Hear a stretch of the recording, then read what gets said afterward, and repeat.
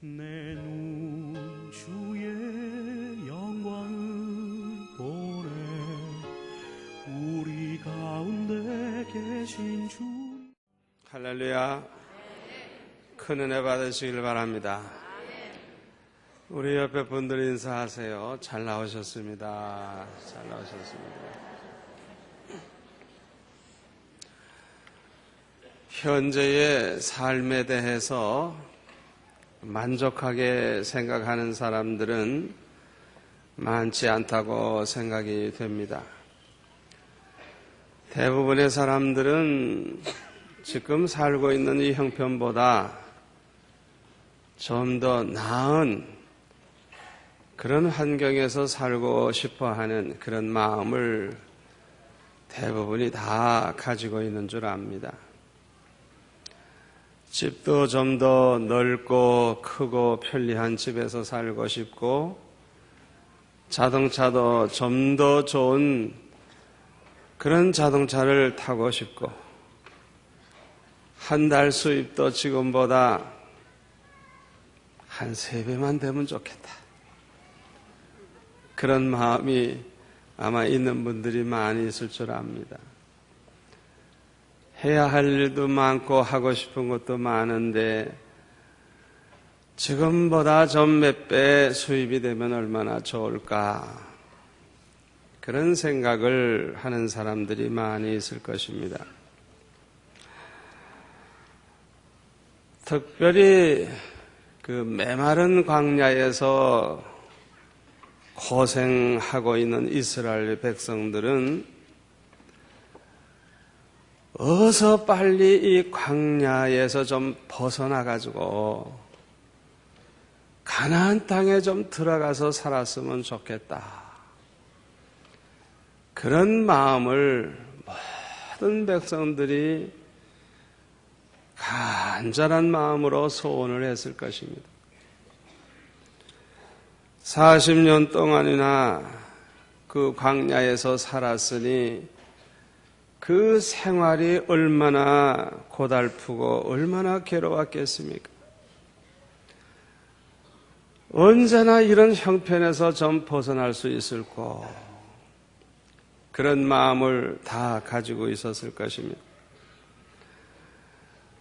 누구나 이렇게 안 좋은 환경에서 40년 동안이나 산다고 하면 원망 불평하지 아니할 사람이 별로 없을 줄 압니다. 그런데 가나안 땅에 들어가기만 하면 행복하게 되리라 하는 그 생각은, 그것은 잘못된 생각입니다. 왜냐하면 행복이라고 하는 것은 환경이 만들어주는 것이 아니기 때문에 그렇습니다. 내가 지금 30평짜리 아파트에 사는데 60평짜리 아파트로 이사가면 행복하리라, 그 생각은 아주 잘못된 생각입니다. 행복이라고 하는 것은 환경이 가져다 주는 것이 아닙니다. 어떤 환경에서 사느냐 하는 것보다도 중요한 것은 어떻게 사느냐 하는 것입니다. 환경이라고 하는 것은 우리가 어떻게 사느냐 따라서 달라집니다. 환경이라고 하는 것은 사람이 어떻게 살아가느냐에 따라서 변하게 되어 있어요. 그래서 성경에 보면 하나님을 저버리고 죄 가운데 살고 사신우상을 섬기고 인간들이 악해지고 타락하고 방탕하면 좋았던 땅도 사막과 같이 황무지와 같이 그렇게 변하게 된다고 성경은 말씀하고 있습니다.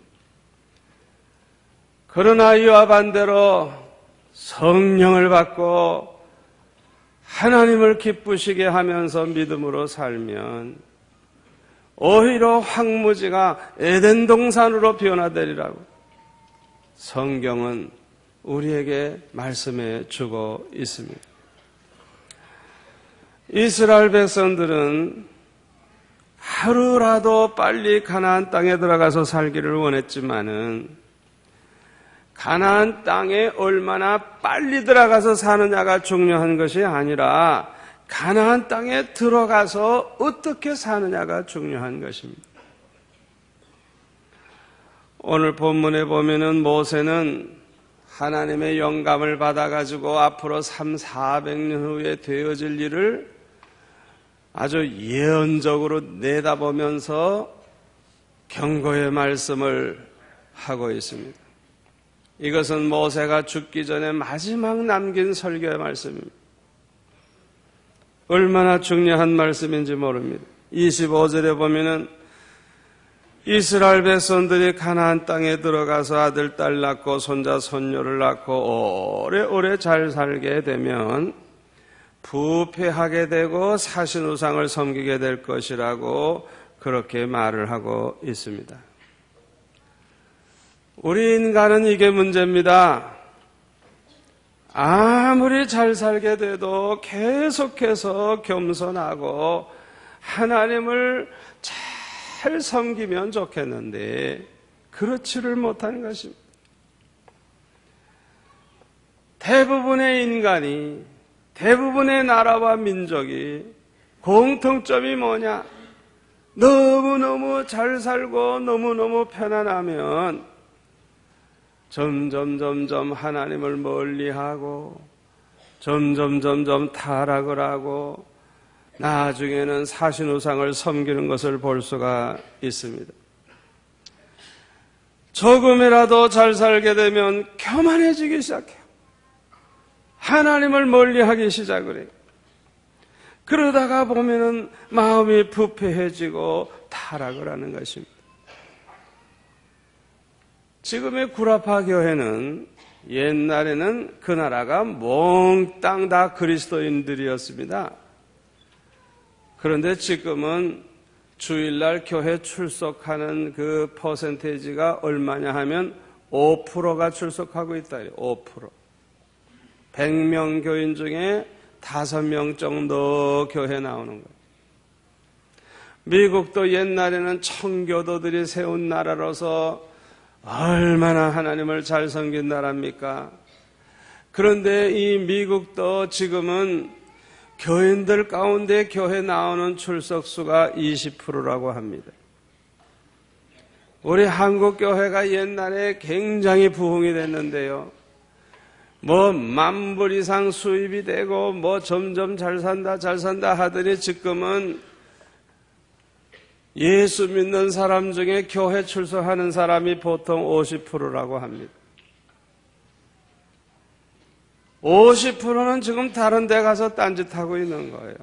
지금 놀러 갔든지 장사라든지 뭐 죄를 짓든지 다 하나님 섬기는 거 제쳐놓고 딴짓을 하고 있는 것입니다.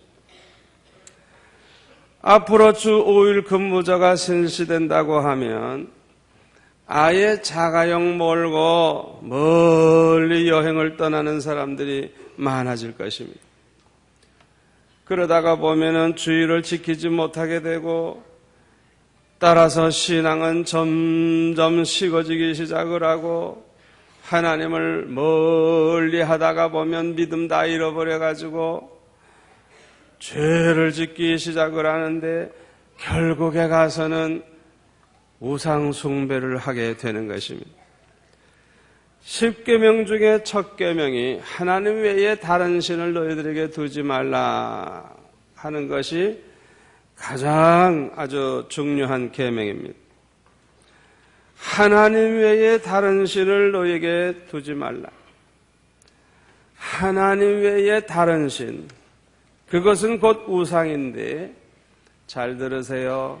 어떤 이렇게 돌부처 만들어 놓고 섬기고 어쩌고 그것만 우상이 아니에요. 하나님보다 더 사랑하는 것은 다 우상이 되는 것입니다. 그래서 디모데후서 3장에 보니까 마지막 때에 고통의 때가 오는데 사람들에게 우상이 많이 생겨요. 어떤 우상이냐? 하나님보다 자기를 더 사랑해. 자기가 우상해, 자기가. 하나님보다 돈을 더 사랑해. 돈이 우상해. 하나님보다 쾌락을 더 사랑해. 이 쾌락이 우상이 되는 것. 이 성경 말씀 그대로 지금 이루어지고 있지 않습니까? 자기 자신을 위해서라고 하면 말씀을 쳐버려요. 자기 자신을 위해서라고 하면 주일도 안 지켜요. 내일 바쁜데 교회가 문제냐? 내가 돈이 필요한데 11조가 문제냐? 자기가 우상해. 돈이 우상해. 쾌락이 우상해. 사랑하는 성도 여러분, 성경에 보면요, 하나님이 가장 미워하시는 죄가 우상숭배죄라는 것을 여러분 기억하시기를 바랍니다. 다른 죄도 다 하나님이 미워하시겠지만은 사신 우상이 죄, 우상숭배하는 죄를 얼마나 하나님이 미워하시는지 몰라. 신명기 13장 9절에 보면요, 우상숭배를 하자고 끌고 가거나 우상숭배하는 자들을 보면 아예 그냥 궁휼히 여기지도 말고 불쌍히 여기지도 말고 용서도 하지 말고 다 죽이라 그랬어요. 죽이라. 아주 무섭게 말씀하고 있어요. 왜 그렇게 말씀하시느냐? 우상숭배를 하기 시작하면 자기만 망하는 게 아니에요. 그 집안이 망하고 그 나라가 망하고 그 민족이 망하고 세상이 망하기 때문에, 예? 망하게 만드는 이 우상숭배를 하거나 우상숭배 하도록 끌고 다니거나 이런 사람이 있으면 그냥 아예 불쌍히 여기지 말고 다 죽이라 그랬어요. 오늘 본문 26절에도 보면 내가 오늘날 천지를 불러 증거를 삼노니 너희가 요단을 건너가서 얻는 땅에서 속히 망할 것이라. 우상숭배하다가 속히 망한다는 거예요. 너희가 거기서 너의 날이 길지 못하고 전멸될 것이니라. 참으로 무서운 말씀입니다. 여호수아 24장 20절에 보면 만일 너희가 여호와를 버리고 이방신들을 섬기면 너희에게 복을 내리신 후에라도 돌이켜 너희에게 화를 내리시고 너희를 멸하시리라. 하나님의 축복을 해주셔서 잘 살다가도 하나님 버리고 이방신을 섬기고 우상숭배하기 시작하면 그 축복하시던 것이 스톱이 되고 화를 내리시기 시작을 해가지고 결국에는 멸하시겠다는 것입니다. 캄보디아라고 하는 나라는 지금은 아주 못 사는 나라입니다만은 굉장히 강대한 나라였습니다. 그 부근에 태국도 있고 베트남도 있고 라오스도 있고 뭐 캄보디아에 있는 그 전체를 다스리던 아주 부강한 나라였습니다. 중국 황제가 캄보디아 황제를 만나서 면회하려고 했더니 거절을 해서 못 만나고 돌아갈 정도로 그렇게 아주 당당한 그런 강한 나라 왕이 있었습니다. 그런데요, 지금은 너무너무 우상으로 가득한 나라가 됐고 그 우상 숭배죄로 말미암아 그 자손들이 얼마나 고생을 하는지 비참하게 살아가고 있는 것을 볼 수가 있습니다. 특별히 캄보디아 사람들은 뱀을 섬겨요. 뱀. 그래서 집에도 그냥 뱀을 그려놓고 장난감에도 뱀, 그릇에도 뱀, 왕궁에도 뱀, 이 다리를 만들어 놓은데도 그냥 뱀의 7머리가 그려져 있는 뱀, 난간도 뱀의 몸뚱아리, 심지어는 캄보디아 비행기를 타면 비행기까지도 뱀 7머리 달린 뱀을 막 그려놓고 뱀을 섬기는 나라예요. 하나님께서 이 나라를 얼마나 무섭게 치셨는지 몰라. 가장 못 사는 나라 중에 하나가 돼가지고 얼마나 고생을 하는지 모릅니다. 이 캄보디아에는 세계 7대 불가사의 중에 하나인 앙고라와트라고 하는 유명한 사원이 있습니다. 이 사원은 수리아 바르만이라 2세라고 하는 왕이 20만 명을 동원해서 20년 걸려서 지은 어마어마한 사원입니다. 어디에서 그렇게 많은 돌을 주워다가 그 엄청난 사원을 지었는지 과학자들이 아무리 연구해봐도 어떻게 이렇게 지을 수가 있었느냐 할 정도로 아주 기가 막힌 그런 건물입니다. 그런데 문제는 그렇게 많은 돌을 가져다가 사원을 졌는데 그 돌 하나하나가 다 조각을 해놨는데 우상을 조각해 놓은 거예요. 이게 문제예요. 우상을 조각해 놨다. 그 후에 자야바르만 7세라고 하는 사람이 나라를 다스리게 됐는데 이 사람이 크레무 왕국을 건설해가지고 또 아주 굉장한 강한 나라였었는데 100년 정도밖에 못 가서 나라가 그냥 없어져 버렸어요. 아니 어떻게 그렇게 강한 나라가 그냥 없어져 버립니까? 없어져 버렸어요. 그런데요, 이 사람은 무엇을 지었느냐 하면 얼굴 사원을 지었어요. 얼굴 사원. 그러니까 사람의 그냥 얼굴을 그렇게 조각을 해놨어요. 그런데 이 나라가 망해가지고 1200년경에 망해가지고 600년 동안 이 나라가 있는지 없는지 세상 사람들이 모를 정도로 그렇게 수덕에 감추어져 있다가 나중에 발견이 됐습니다. 그런데 어떻게 해서 이렇게 망할 수가 있느냐 이거예요. 짧은 시간 안에. 그리고 왜 사람들에게도 전혀 알려지지 않았느냐. 과학자들이 그 조각 하나하나 조사해 연구를 하다가 보니까요, 이 민족이 몽땅 문둥병에 걸려가지고 전체가 문둥병에 걸려가지고 코가 떨어져 나가고 손가락이 떨어져 나가고 눈이 빠져나가고 이래가지고 결국에는 다 죽은 거예요. 그걸 뭘로 알았느냐? 조각을 보고 한 거예요. 조각을 보고. 조각을 보니까 점점 문둥이 그림으로 바뀌기 시작하는 거예요. 왜? 사람들이 다 문둥병자가 돼가지고 저주를 받아가지고 문둥병으로 그 한 나라 민족이 완전히 없어져 버린 것입니다. 여러분, 우상 숭배하는 이 죄가 얼마나 무서운 죄라는 것을 우리가 알아야 돼요.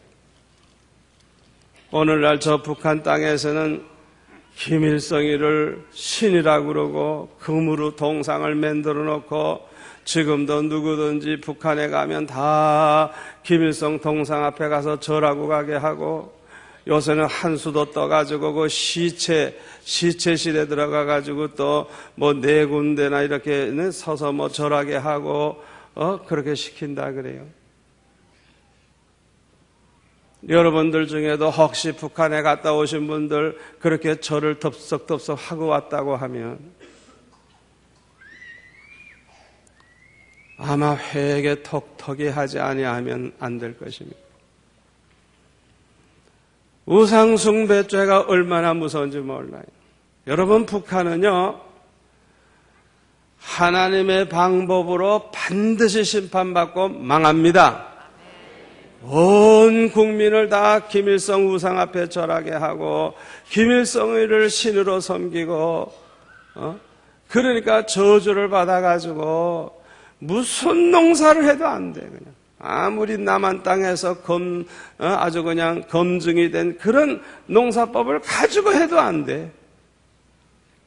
그래도 정신을 차리지 못하고 핵무기 가지고 행표를 부리지만은 여러분들이 쳐들어가지 않아도 하나님이 끝내주실 줄 믿습니다. 우리 하나님은 전지전능하신 하나님이십니다.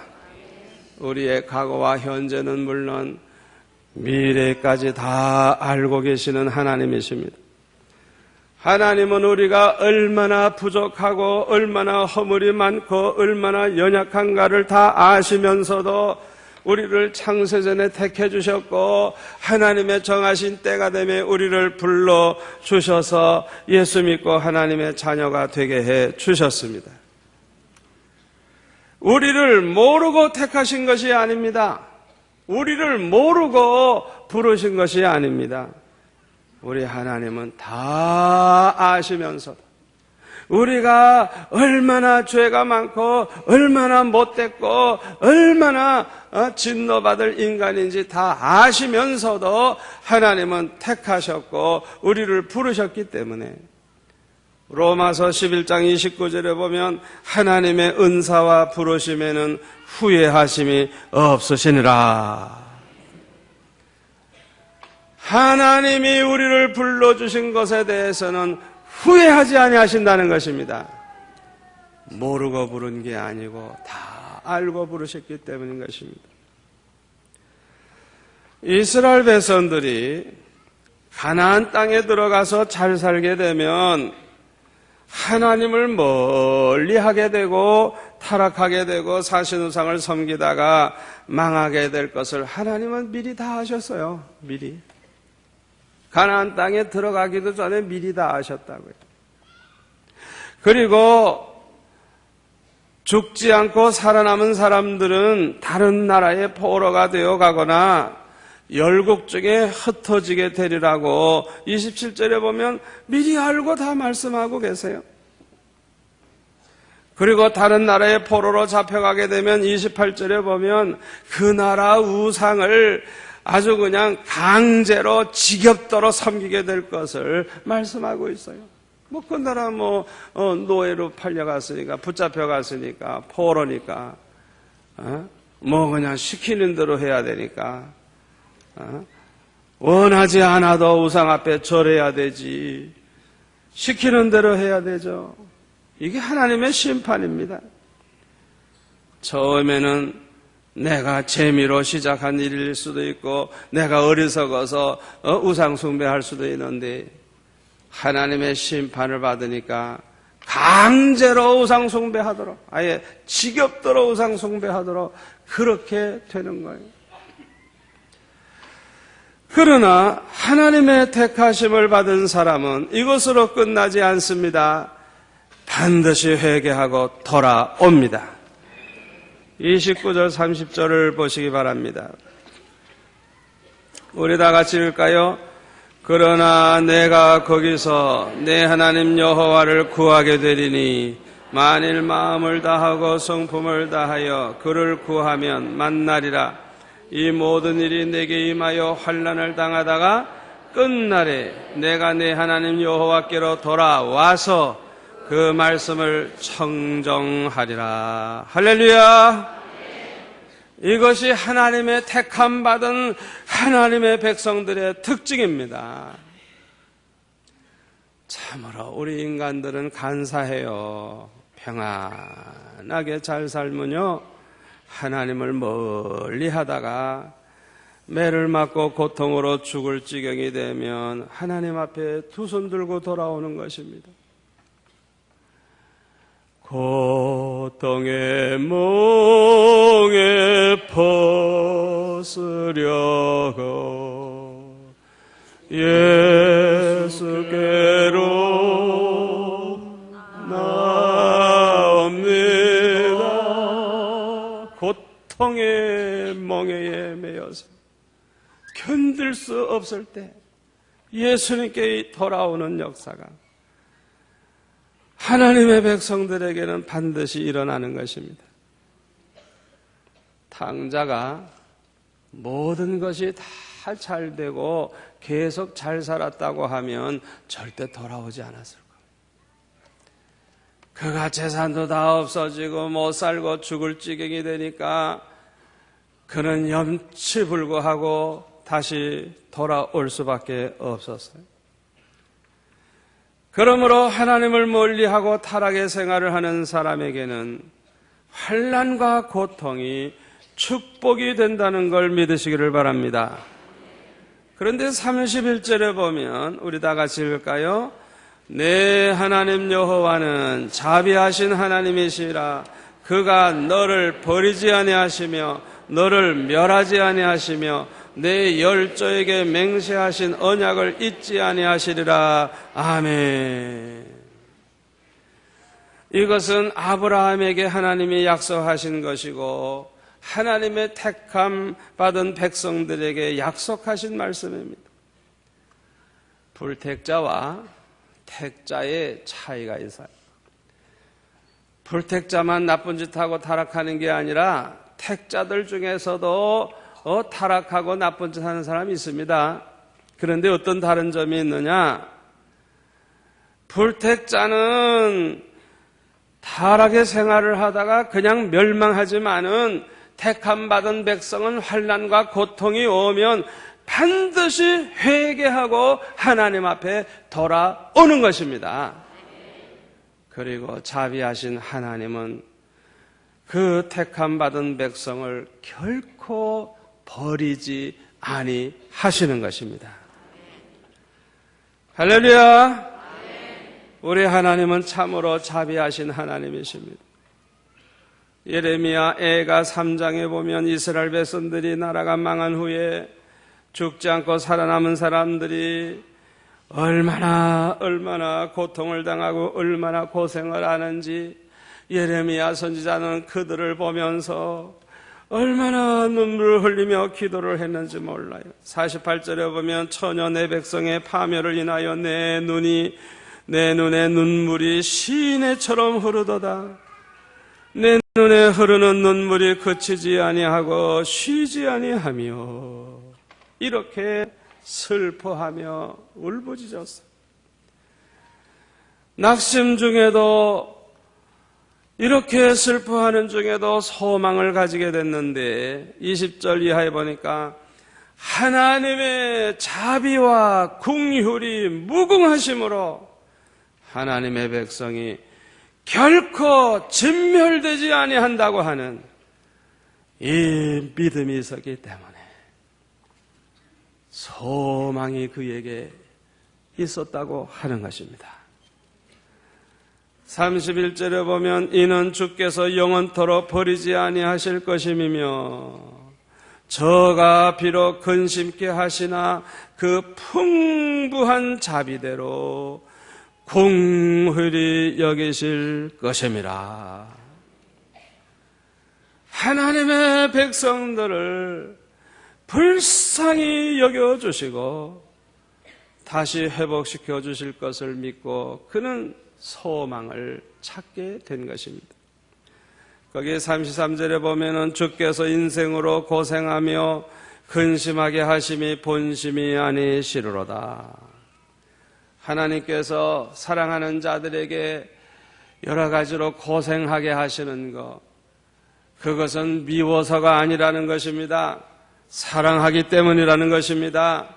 구원하기 위해서, 축복하기 위해서, 영생을 얻게 하기 위해서, 회개시키기 위해서 하나님께서 사랑하기 때문에 행하시는 징계라는 것입니다. 아멘. 시편 103편에 보면 하나님이 얼마나 자비하신 분인가를 잘 설명하고 있습니다. 내 영혼아 여호와를 성축하라. 내 속에 있는 것들아 다 그 성호를 성축하라. 내 영혼아 여호와를 성축하며 그 모든 은택을 잊지 말지어다. 8절에 여호와는 자비로우시며 은혜로우시며 노하기를 더디하시며 인자하심이 풍부하시도다. 항상 경책지 아니하시며 노를 영원히 품지 아니하시리로다.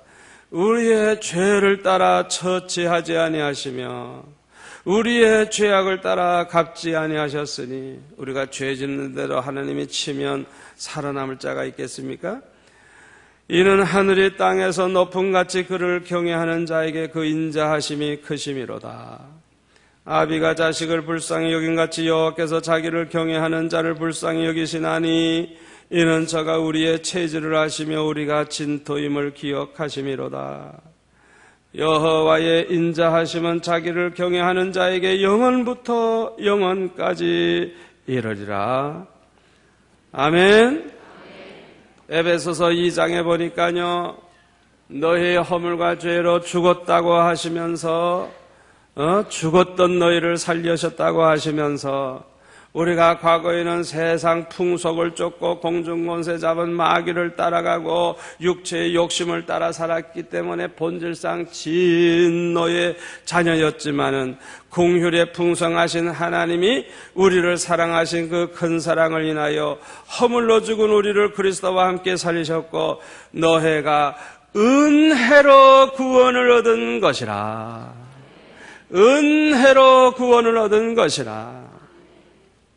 우리는 하나님의 진노를 받을 수밖에 없는 죄인, 죽을 수밖에 없는 죄인인데 긍휼에 풍성하신 하나님이 우리에게 자비를 베푸셔서 은혜로 구원을 얻게 하셨다는 것입니다.